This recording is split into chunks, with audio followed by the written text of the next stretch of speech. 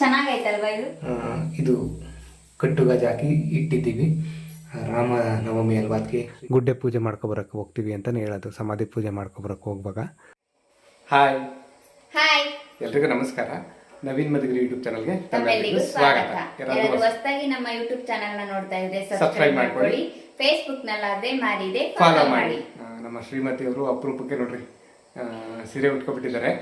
ಅಂದರೆ ಇವತ್ತು ಹಬ್ಬ ಇದೆ, ಶ್ರೀರಾಮನವಮಿ ಹಬ್ಬ. ನಿಮ್ಮೆಲ್ರಿಗೂ ನಮ್ಮ ಕಡೆಯಿಂದ ಶ್ರೀರಾಮನವಮಿ ಹಬ್ಬದ ಶುಭಾಶಯಗಳು. ಎಲ್ಲರೂ ಹೆಸರುಬೇಳೆ, ಪಾನಕ, ನೀರು, ಮಜ್ಜಿಗೆ ಕುಡಿದು ಎಲ್ಲರೂ ತಂಪಾಗಿ. ಹಬ್ಬ ಇರೋದ್ರಿಂದ ಪಾಪ ಎಲ್ಲ ಲೇಟ್ ಆಗಿಬಿಟ್ಟಿದೆ. ಅದರಲ್ಲೂ ಕಾಫಿ ಕುಡಿಯೋದು ತುಂಬ ಲೇಟ್ ಆಗಿಬಿಟ್ಟಿದೆ. ಈಗ 8 ಗಂಟೆ ಮೇಲಾಗೈತೆ ಅನಿಸುತ್ತೆ. ನಮ್ಮ ಶ್ರೀಮತಿ ಅವ್ರ ಪಾಪ ಎಷ್ಟೊತ್ತಿಗೆ 2 ಸಲ ಕಾಫಿ ಕುಡಿತಿದ್ರು. ಅದೀಗ ಒಂದೇ ಸಲ ಮೊದಲನೇ ಕಾಫಿ ಇವಾಗ ಕುಡಿತಾ ಇದ್ದಾರೆ. ಅಂದರೆ ನಮ್ಮದಲ್ಲಿ ಇನ್ನೊಂದು ವಿಡಿಯೋ ಇತ್ತು ಮಾಡೋದು, ಒಲೆನಲ್ಲಿ ಅಡುಗೆ ಮಾಡಿದ್ದು. ಅದೇನು ಎತ್ತ ಅಂದರೆ ನೀವು ಕಮೆಂಟಲ್ಲಿ ಅದರ ಲಿಂಕ್ ಹಾಕಿರ್ತೀನಿ, ಹೋಗಿ ನೋಡಿ ಗೊತ್ತಾಗುತ್ತೆ. ಇದೇನಿದು? ಬೆಲ್ಲ ಪಾನಕ ಮಾಡೋದಕ್ಕೆ. ಇದು ಹೆಸರುಬೇಳೆ ಅನ್ಸುತ್ತೆ, ಹೆಸರುಬೇಳೆ ಅಲ್ವಾ? ಹೆಸರುಬೇಳೆ.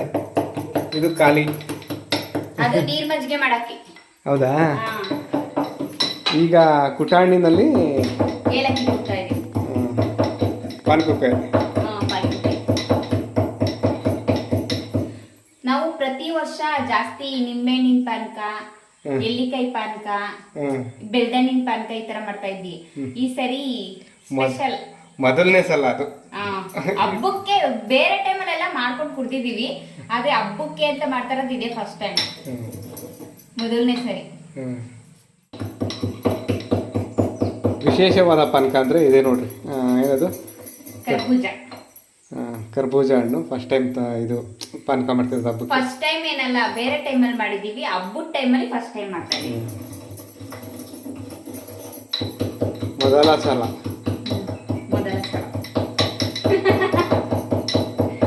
ಜೈ ಕರ್ನಾಟಕ ಮಾತೆ. ಕವಿತಾ ಕನ್ನಡತಿ.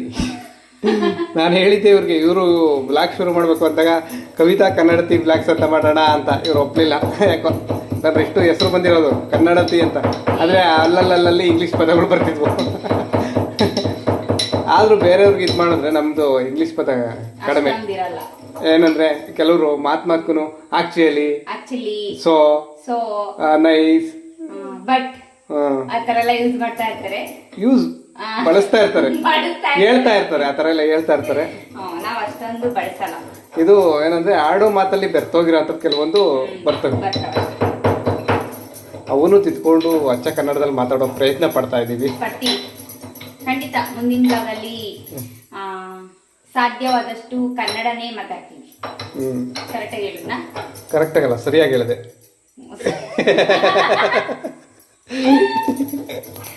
ಸರಿ, ಇದು ಹೇಳಕ್ಕೆ ಆಯ್ತು ನಿಮಗೆ. ಈಗ ಇದು ಮಜ್ಜಿಗೆ ಕಡಿವಾ? ಮಜ್ಜಿಗೆ ಕಡಿಬೇಕಾ? ಮಜ್ಜಿಗೆ ರೆಡಿ ಮಾಡು. ಅಷ್ಟೊತ್ತಿಗೆ ಬೆಲ್ಲ ತಗುತ್ತೆ, ನಾನು ಪಾನಕ ರೆಡಿ ಮಾಡ್ತೀನಿ. ಹಂಗೆ ಬೆಲ್ಲ ರೆಡಿ ಮಾಡೋಣ. ನೋಡ್ರಿ, ಇಲ್ಲಿ ಆಯುಧಗಳೆಲ್ಲ ರೆಡಿ ಆಗಿಬಿಟ್ಟಿದ್ದಾವೆ. ಇದು ಬೆಲ್ಲ ಕರಗಿಸಿ ಶೋಧಿಸಿಟ್ಟಿರೋದು. ಹೆಸರುಬೇಳೆ ಹಂಗೆ ಐತೆ, ನೀರು ಮಜ್ಜಿಗೆಗೆ ಮಜ್ಜಿಗೆ ರೆಡಿ ಐತೆ. ಆಮೇಲೆ ಇದೇನಮ್ಮ ಇದು? ನೀರು ಮಜ್ಜಿಗೆ. ನೀರು ಮಜ್ಜಿಗೆಗಾ? ಹೆಸರು ಬೆಳೆಗಿರ್ಬೇಕು. ಹೆಸರು ಬೆಳಗಿದು. ಇದಾ? ಕಲರ್ಫುಲ್ ಹೆಸರು ಬೆಳೆಗೆ ನೋಡ್ರಿ. ಕ್ಯಾರೆಟು, ಹಸಿಮೆಣಸಿಕಾಯಿ, ಕೊತ್ತಂಬರಿ, ತೆಂಗಿನಕಾಯಿ ತುರಿ, ಅದು ಮಾವಿನಕಾಯಿ, ಇನ್ನೊಂದು ಸೌತೆಕಾಯಿ ಎಲ್ಲ ಹಚ್ಚಾಕ್ತಿದ್ವಿ ನಾವು ಸಣ್ಣಗೆ. ಈ ಸಲ ನಾನು ಇರಲಿ ಅಂತ ಹೇಳ್ಬಿಟ್ಟು ತುರಿದು ಹಂಗೆ ಮಾಡಿದ್ದೀನಿ. ನಮ್ಮ ಶ್ರೀಮತಿಯವ್ರು ಏನು ಮಾಡ್ತಾರೆ? ಕರ್ಬೂಜ ಹಣ್ಣಿನ ಜ್ಯೂಸ್ ಮಾಡ್ತಾ ಇದ್ದೀನಿ. ಅದೆಲ್ಲ ಕರ್ಬೂಜ ಹಣ್ಣು ಹಚ್ಬಿಟ್ಟು, ಇದೇನೋ ಬೀಜ ಇದು ಮಾಡ್ತಾರಲ್ಲ ಶೇಲಲ್ಲಿ, ಮಾಟ್ಗೂಡಲ್ಲಿ ಕುಂಬಳು ಬೀಜ, ಮತ್ತೇನದು ಸೂರ್ಯಕಾಂತಿ ಬೀಜ, ಆ ಥರ ಇದ್ರ ಕರ್ಬೂಜ ಬೀಜನೂ ಇದು ಮಾಡ್ತಾರ, ಇದು ತಿಂತಾರ? ಗೊತ್ತಿಲ್ಲ, ನನಗೂ ಗೊತ್ತಿಲ್ಲ. ಅದಕ್ಕೆ ಗೊತ್ತಿದ್ರೆ ಗೊತ್ತಿರೋರು ಕಮೆಂಟ್ ಮಾಡಿ. ಹೇಳೇ ಇಲ್ಲ ನೀನು, ಗೊತ್ತಿರೋರು ಕಮೆಂಟ್ ಮಾಡಿ ಅಂತ. ಅದ್ರ ಪರವಾಗಿ ನಾನು ಹೇಳ್ತಿದ್ದೀನಿ, ಗೊತ್ತಿರೋರು ಗೊತ್ತಿದ್ರೆ ಕಮೆಂಟ್ ಮಾಡಿ. ಕರ್ಬೂಜ ಬೀಜನ ಯೂಸ್ ಮಾಡ್ತಾರ ತಿನ್ನೋದಕ್ಕೆ? ಏನಾದರೂ ಇದೆ ಕುಂಬಳು ಬೀಜ, ಸೂರ್ಯಕಾಂತಿ ಬೀಜ ಎಲ್ಲ ತಿಂತಾರಲ್ಲ, ಆ ಥರ ತಿಂತಾರೆ ಅನ್ಸುತ್ತೆ. ಹೌದಾ? ಕರ್ಬೂಜ ಹಣ್ಣನ್ನೆಲ್ಲ ಮಿಕ್ಸಿಲಿ ರುಬ್ಬಿ ಅದಕ್ಕೆ ಬೆಲ್ಲ ಸೇರಿಸಿ ಆಮೇಲೆ ಒಂದು ಬೆಲ್ ಮಾಡ್ತಾವ್ರೆ. ಸ್ಕೂಲಲ್ಲಿ ಬೆಲ್ಲ ಹೊಡಿತಾರಲ್ಲ ಹಂಗೆ ಅಲ್ವಾ? ಅಲ್ಲ, ಏಲಕ್ಕಿ ಪುಡಿನ ಪಾನಕಕ್ಕೆ ಸೇರಿಸ್ತಾವ್ರೆ. ಸೇರಿಸಿ ಎಲ್ಲ ಒಂದ್ಸಲ ಮಿಕ್ಸ್ ಮಾಡ್ಕೊಬಿಟ್ರೆ ಚೆನ್ನಾಗಿ ಚೌಟಿಕ್ಲ ಈ ಚೌಟಿಕ್ಲ ಈ ಇರುವೆಗಂತೂ ಯಪ್ಪ. ನಮ್ಮ ಮನೇದು ಇರುವೆದು ಇನ್ನೊಂದು ತೋರಿಸ್ತೀನಿ ನೋಡ್ರಿ ಕತೆನ. ಅವತ್ತು ಲಾಸ್ಟ್ ಒಂದು ಬ್ಲಾಗಲ್ಲಿ ನೋಡಿದ್ರಿ, ಬೆಲ್ಲ ಹಂಗೆ ಇಟ್ಟಿದ್ವಿ ಇರುವೆ ತಿನ್ನೋದಕ್ಕೆ ಅಂತ. ಅಲ್ಲಿ ಹಂಗೆ ಬಿಟ್ಬಿಟ್ಟಿದ್ದೀವಿ, ನೆಲ ಸಾರಿಸ್ಬೇಕಾದ್ರು ಇದೆಲ್ಲ ಒರೆಸ್ಬೇಕಾದ್ರೂ ಹಂಗೆ ಅದೆತ್ತಿ ಸ್ಪೂನು ಹಂಗೆ ಒರೆಸಿ ಅಲ್ಲೇ ಇಡ್ತೀವಿ. ಆ ಇರುವೆ ಇಷ್ಟಿಷ್ಟೇ ಬೆಲ್ಲ ಕಡ್ಕೊಂಡೋಗಿ ಅಷ್ಟು ಬೆಲ್ಲ ಉಳಿಸಿದಾವೆ. ಪೂರ್ತಿ ಖಾಲಿ ಆಗೋವರೆಗೂ ಹಂಗೆ ಇಡ್ತೀವಿ ಅದನ್ನಲ್ಲೇ. ಪಾನಕ ರೆಡಿ. ಅದಕ್ಕೆ ಐಸ್ ಕ್ಯೂಬ್ ಹಾಕಿದ್ರೆ ಚೆನ್ನಾಗಿರುತ್ತೆ, ಆದರೆ ನಮ್ಮ ಮನೇಲಿ ಇನ್ನೂ ಫ್ರಿಜ್ ತಂದಿಲ್ಲ, ಅದಕ್ಕೋಸ್ಕರ ಐಸ್ ಕ್ಯೂಬ್ ಇಲ್ಲ. ನೆಕ್ಸ್ಟ್ ಹಾಕಿ ಮಾಡ್ತೀವಿ, ನೆಕ್ಸ್ಟ್ ಅಲ್ಲ ಮುಂದಿನ ದಿನಗಳಲ್ಲಿ. ಈಗ ಐಸ್ ಕ್ಯೂಬ್ ಇಲ್ಲ, ಹರಿವೆ ನೀರಲ್ಲಿ ಪಾನಕ. ಹೆಸರುಬೇಳೆ ಮಾಡಲ ಇವಾಗ. ನೋಡ್ರಿ, ಇದು ನಮ್ಮ ಮನೆಯ ದೇವರ ಮನೆ. ಹೆಸರುಬೇಳೆ ಪಾನಕ ಎಲ್ಲ ರೆಡಿ ಮಾಡಿ ನಮ್ಮ ಶ್ರೀಮತಿಯವರು ಪೂಜೆ ಮಾಡಿದ್ದಾರೆ. ಈ ಥರ ಪೂಜೆ ಮಾಡಿದ್ದಾರೆ. ಇಲ್ಲೆಲ್ಲೋ ನವಿಲ್ಗರಿ ಸಿಕ್ಕಿತ್ತು, ವಾಕ್ ಹೋಗ್ಬೇಕಾದ್ರೆ ಅವರು ಅದನ್ನು ತಂದು ಪೂಜೆ ಮಾಡ್ತಿದ್ದಾರೆ. ಅವರ ನಂಬಿಕೆ ಅಂತ ಇದೇನೋ ಪೂಜೆ ಮಾಡೋರು ಒಳ್ಳೇದಾಗುತ್ತೆ ಅಂತ, ಅದು ಅವರ ನಂಬಿಕೆ. ಹಾಗೆ ಇಲ್ಲಿ ನೋಡ್ರಿ, ದುಡ್ಡೆಲ್ಲ ಇಟ್ಟಿದ್ದಾರೆ ಜಾಸ್ತಿ. ದುಡ್ಡು ಮೇಲೆ ಯಾರೋ ಕಣ್ಣಾಕ್ಬಿಡಿ, ನಮ್ಮ ಮನೆ ಲಕ್ಷ್ಮಿ ನಮ್ಮ ಮನೆಯಲ್ಲೇ ಇರಲಿ. ಅವ್ರೇನೋ ಒಂದು ಸಂಕಲ್ಪ, ಏನೋ ವ್ರತ ಏನೋ ಮಾಡ್ಕೊಂಡಿದ್ದಾರೆ, ಅದಕ್ಕೆ ಆ ಥರ ದುಡ್ಡಿಟ್ಟು ಪೂಜೆ ಮಾಡಿರೋದು. ಇಲ್ಲಿ ನಿಮ್ಮಲ್ಲಿ ಯಾರಿಗೆಲ್ಲ ನೆನಪಿದೆ, ಅಯೋಧ್ಯೆಯಲ್ಲಿ ರಾಮ ಮಂದಿರ ಆಗೋ ಟೈಮಲ್ಲಿ ಒಂದು ಇದನ್ನು ಕಳಿಸಿದ್ರು ಎಲ್ಲರ ಮನೆಗೂ, ಅಕ್ಷತೆ ಕುಂಕುಮ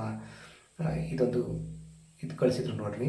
ಅದನ್ನು ನಾವು ತಂದು ನೀಟಾಗಿ ಅಚ್ಚುಕಟ್ಟಾಗಿ ಇದು ಕಟ್ಟುಗಾಜು ಹಾಕಿ ಇಟ್ಟಿದ್ದೀವಿ. ರಾಮ ನವಮಿ ಅಲ್ವಾ, ಅದಕ್ಕೆ ಶ್ರೀರಾಮ ದೇವರ ಮುಂದೆನೇ ಹೆಸರುಬೇಳೆ ಪಾನಕ ಕೋಸಂಬರಿ ಎಲ್ಲ ಇಟ್ಟು ಈ ಥರ ಪೂಜೆ ಮಾಡಿದ್ದೀವಿ. ಇವತ್ತು ಮನೆ ಒಳಗಡೆ ಎಲ್ಲ ಪೂಜೆ ಆಯಿತು. ಈಗ ಅಲ್ಲಿ ಬೋರ್ ಹತ್ರ ಹೋಗಿ ಪೂಜೆ ಮಾಡ್ಕೊಬರ್ಬೇಕು. ಆ ಪೂಜೆ ಮಾಡ್ಕೊಬರೋದಕ್ಕೆ ಮುಂಚೆ ಒಂದು ಫೋಟೋ ಶೂಟ್ ಮಾಡ್ಬೇಕು ಚಿಕ್ಕದಾಗಿ. ಅದೇನು ಫೋಟೋ ಶೂಟ್ ಅಂದರೆ, ಇಲ್ಲಿ ನೋಡಿರಿ, ನಮ್ಮ ಶ್ರೀಮತಿಯವರು ಇದಕ್ಕೆ ಕರ್ಬೂಜ ಹಣ್ಣಿಂದು ಏನು ಬರುತ್ತೆ, ಅದನ್ನೇನು ಸಿಪ್ಪೆ ಅಂತಾರ, ಅದನ್ನೆಲ್ಲ ತೆಗೆದು ಕರ್ಬೂಜ ಹಣ್ಣೆ ತಾನೇ ಇದ್ರೆ ಸರ್. ಅದಕ್ಕೆ ಪಾನಕ ಎಲ್ಲ ಹಾಕಿ, ಈ ಕಡೆ ನೀರು ಮಜ್ಜಿಗೆ ಹಾಕಿ, ಇಲ್ಲಿ ಹೆಸರು ಬೇಳೆ ಹಾಕಿ ಇದು ಮಾಡೋಣ, ಒಂದು ಫೋಟೋ ತೆಗಿಯೋಣ ಅಂತ.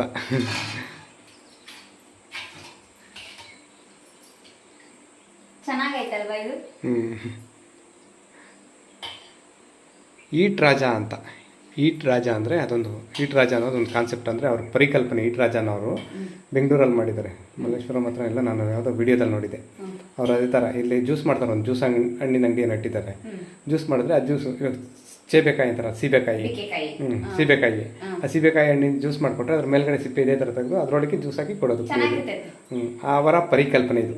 ಈ ಐಡಿಯಾ ಬಂದಿದ್ದು ನನಗೆ ಅವರಿಂದ ಇದು ಇನ್ಸ್ಪೈರ್ ಆಗಿ ಈ ಥರ ಮಾಡ್ತಾ ಇರೋದು. ಇನ್ಸ್ಪೈರ್ ಆಗಿ ಇಷ್ಟೊಂದು ಕನ್ನಡ ಪದ ಮಿಸ್ ಮಾಡಿಬಿಟ್ಟೆ, ತಪ್ಪಿಸ್ಬಿಟ್ಟೆ ಅವರಿಂದ ಸ್ಫೂರ್ತಿಗೊಂಡು. ಹೌದು, ನಾವು ಮುಂಚೆ ತುಂಬ ಕನ್ನಡ ಪದ ಸಿದ್ಧ ಆಗಿದೆ ಅಂತ, ಈಗ ರೆಡಿ ಆಗೈತೆ ಅಂತ ಹೇಳ್ಬಿಡ್ತೀನಿ. ತುಂಬ ಕನ್ನಡ ಪದಗಳನ್ನ ತಪ್ಪಿಸ್ತಾ ಇದ್ದೀನಿ, ಇನ್ಮೇಲೆ ಬಳಸ್ತೀನಿ. ಸಿರಿಗನ್ನಡಂ ಗೆಲ್ಗೆ ಸಿರಿಗನ್ನಡಂ ಬಾಳ್ಗೆ. ಸಾಕು. ಇದು ಸುಮ್ಮನೆ ಒಂದು ಸ್ಟೇಟಸ್ಗೆ ಹಾಕೋದಕ್ಕೆ ಅಂತ ಒಂದು ಫೋಟೋ ತೆಗೆದಿದ್ದು. ಜೊತೆಯಲ್ಲಿ ನೋಡ್ರಿ, ಇಲ್ಲಿ ನ್ಯಾಚುರಲ್ ಸ್ಟ್ರಾ ತಂದಿದ್ದೀನಿ ಜ್ಯೂಸ್ ಕುಡಿಯೋದಕ್ಕೆ, ಮಜ್ಜಿಗೆ ಕುಡಿಯೋದಕ್ಕೆ, ಹಾಗೆ ಈ ತಿನ್ನೋದಕ್ಕೂ ಅಷ್ಟೇ. ಹೆಸರು ಬೇಳೆಗೂ ನ್ಯಾಚುರಲ್ ಇದು ತೆಂಗಿನ ಗರಿ, ಅದು ನ್ಯಾಚುರಲ್ ಚಮಚ. ಅದೇನದು ಸ್ಪೂನ್ ಅಲ್ಲ, ಚಮಚ. ಚಮಚನ ತುಂಬ ಜನಕ್ಕೆ ಗೊತ್ತಿಲ್ಲ, ಎಲ್ಲ ಸ್ಪೂನ್ ಅಂತಲೇ ಬಳಸೋದು ಅದು. ಈಗ ಚಮಚ ಅನ್ನೋ ಇನ್ಮೇಲೆ.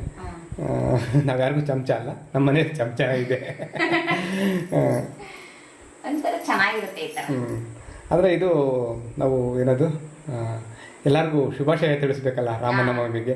ಒಂದು ಸ್ಟೇಟಸಲ್ಲಿ ಫೋಟೋ ಎಲ್ಲ ಹಾಕೋಬೇಕಲ್ಲ, ಅದಕ್ಕೋಸ್ಕರ ಈ ಫೋಟೋ ತೆಗೆದಿದ್ದು ಈ ಥರ ಇದು ಮಾಡಿ ಈಗ ಪೂಜೆ ಮಾಡೋದಕ್ಕೆ ಪೂಜೆ ಮಾಡ್ಕೊಬರೋದಕ್ಕೆ ಹೊರಟಿದ್ದೀವಿ. ನಾವೀಗ ಮನೆಯಿಂದ ಇಲ್ಲಿ ನಮ್ಮ ಬೋರ್ವೆಲ್ ಹತ್ರ ಬಂದ್ವಿ. ಇದು ನಮ್ಮ ಹೊಸ ಬೋರು, ಹಳೆ ಬೋರ್ ಇನ್ನೊಂದು ಐತೆ. ಈ ಹೊಸ ಬೋರ್ ಹತ್ರ ಇಲ್ಲಿ ಪೂಜೆ ಮಾಡೋಣ ಅಂತ ಬಂದ್ವಿ. ಇದೇನು ತುಂಬ ದೂರ ಇಲ್ಲ, ಹೊಲದಲ್ಲೇ ನಮ್ಮ ಮನೆ ಇರೋದ್ರಿಂದ ಇದು ಹೊಲದಲ್ಲೇ ಅಲ್ಲೇ ಹತ್ರದಲ್ಲಿರೋದು. ಒಂದು 10 ಹೆಜ್ಜೆ ನಡೆದ್ರೆ ಸಾಕು ಸಿಗ್ತೈತೆ, ಅಷ್ಟು ಹತ್ರ ಅಂತಾರಲ್ಲ, ಅಷ್ಟು ಹತ್ರದಲ್ಲೇ ಇರೋದು. ಪ್ರತಿ ವರ್ಷ ನಾವಿಲ್ಲಿ ಶ್ರೀರಾಮನವಮಿ ಹಬ್ಬದಲ್ಲಿ ಇದಕ್ಕೆ ಪೂಜೆ ಮಾಡ್ತೀವಿ, ಬೋರ್ವೆಲ್ಗೆ. ಈ ಥರ ಮನೇಲಿ ಹೆಸರು ಬೇಳೆ ಪಾನಕ ಅದೆಲ್ಲ ಮಾಡ್ಕೊಂಡು ಬಂದು ಇಲ್ಲಿ ಅದ್ರ ಮುಂದಿಟ್ಟು ಎಲ್ಲ ಹೂವು ಹಣ್ಣಿಟ್ಟು ಕಾಯಿ ಹೊಡಾಕಿ ಈ ಥರ ಪೂಜೆ ಮಾಡ್ತೀವಿ. ನಾವು ದಸರಾ ಹಬ್ಬದಲ್ಲೆಲ್ಲ ಏನು ಪೂಜೆ ಮಾಡೋದಕ್ಕೆ ಹೋಗೋದಿಲ್ಲ ಇಲ್ಲಿ. ದಸರಾ ಹಬ್ಬದಲ್ಲಿ ನಾವು ದೇವಿ ಮಹಾತ್ಮೆ ಕಥಾ ಪಾರಾಯಣ ಅದನ್ನು ಮಾಡ್ತೀವಿ. ಹಾಗಾಗಿ ಶ್ರೀರಾಮನವಮಿ ಹಬ್ಬದಲ್ಲೇ ಪ್ರತಿ ವರ್ಷವೂ ಈ ಥರ ಪೂಜೆ ಮಾಡೋದಿಲ್ಲಿ. ಇಲ್ಲಿ ಪೂಜೆ ಎಲ್ಲ ಆದಮೇಲೆ ನಾವು ಏನು ತಂದಿಟ್ಟಿರ್ತೀವಿ ಇಲ್ಲೆಲ್ಲ ಹೆಸರುಬೇಳೆ, ಪಾನಕ, ಕಾಯಿ, ಹಣ್ಣು ಎಲ್ಲ ಅದನ್ನೆಲ್ಲ ಇಲ್ಲೇ ಬಿಟ್ಟು ಹೋಗ್ತೀವಿ. ಯಾವುದಾದ್ರೂ ಪ್ರಾಣಿ ಪಕ್ಷಿ ಏನಾದರೂ ತಿನ್ಕೋತವೆ. ತುಂಬ ಬಿಸಿಲಿದೆ ಇವತ್ತಂತೂ. ಮಧ್ಯಾಹ್ನ ಆಗೋಯ್ತು ಇವತ್ತು. ನಮ್ಮ ಬೋರ್ವೆಲ್ಗೆ ಪೂಜೆ ಮಾಡಾದಮೇಲೆ ಮನೆಗೆ ಹೋಗ್ಬಿಟ್ಟು ಮತ್ತೆ ಇನ್ನೊಂದು ಸಲ ಪೂಜೆ ಸಾಮಗ್ರಿಗಳನ್ನೆಲ್ಲ ಹೊಂದಿಸ್ಕೊಂಡು ತಗೊಂಡು ಇಲ್ಲಿಗೆ ಬಂದ್ವಿ. ಇದು ನಮ್ಮಮ್ಮನ ಸಮಾಧಿ. ನಮ್ಮಮ್ಮನ ಸಮಾಧಿ ಮಣ್ಣು ಮಾಡಿರೋವಂಥ ಜಾಗ.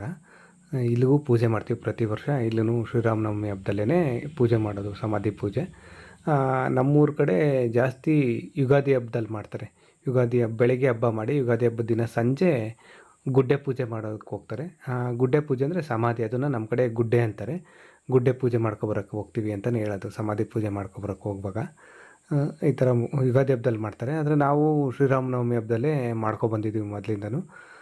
ನಾವು ಅವತ್ತಿಂದನೂ ಶ್ರೀರಾಮನವಮಿ ಹಬ್ಬದಲ್ಲೇ ಮಾಡೋದು ಈ ಥರ ಹೆಸರುಬೇಳೆ ಪಾನಕ ಎಲ್ಲ ಇಟ್ಟು ಪೂಜೆ ಮಾಡ್ತಾ ಇರೋದು.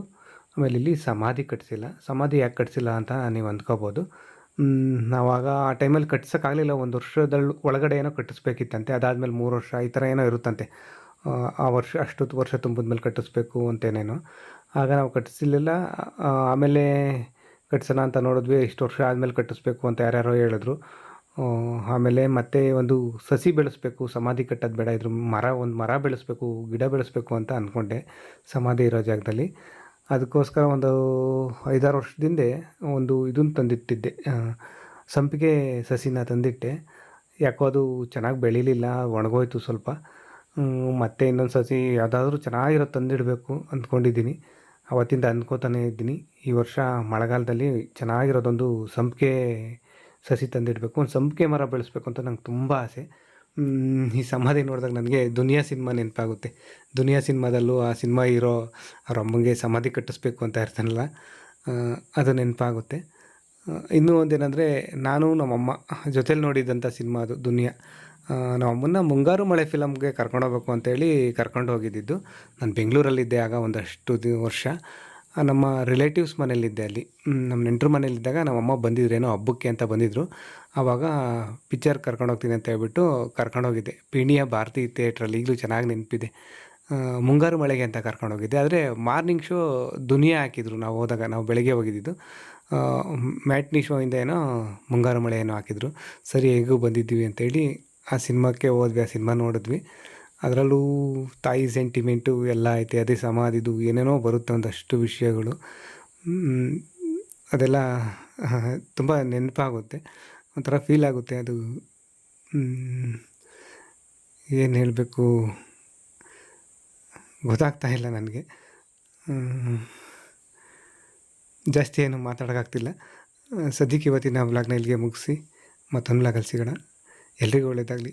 ಧನ್ಯವಾದ.